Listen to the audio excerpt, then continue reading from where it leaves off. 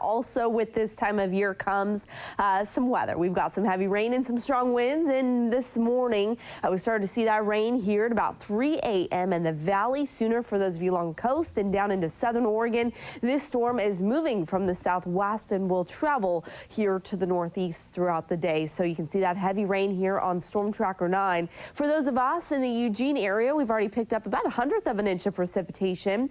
So light rain falling out there this morning. Temperatures in the mid-40s, significantly warmer than the past couple of days. Winds out of the southwest at just about 8 miles per hour, and that visibility being reduced just a little bit because of that light rain and low clouds this morning. Heavier rain when you head out to the coast down south near Coos Bay. You can see not only the heavy rain, but they're also seeing much warmer temperatures in the low 50s this morning. Sustained winds from the southeast at 21 miles per hour. Peak wind gusts in the last hour, 25 miles per hour. But we have seen winds in excess of 65 miles per hour along the southern Oregon coast. And then when you head down into northern California, those winds picking up into the mid-80s this morning. And then up on the higher elevations, up around 5, 6, 7,000 feet, those winds have been even in the triple digits. 105 this morning down in southern Oregon. In terms of temperatures, it's starting to drop in Roseburg. You were 60 earlier this morning. That cold air now moving into town. 54 for you, 52 in North Bend. A little bit cooler when you head into central Oregon. For those of you in the mid-40s there.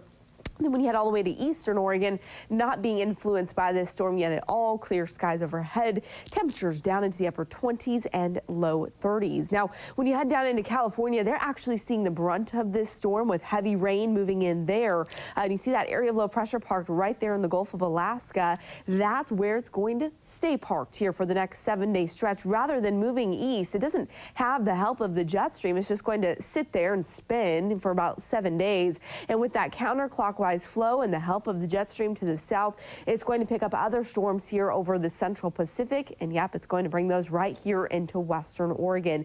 We have a series of about 5 storms I've counted that are going to follow that same pattern, move right in from the west, get picked up by that jet stream and move right here into western Oregon. So we are looking at very soggy conditions again starting this morning with this cold front. It's going to stay as rain all the way up to 6,000 feet. So snow only up at the ski resorts today. We'll see better chances for snow this weekend down near the pass.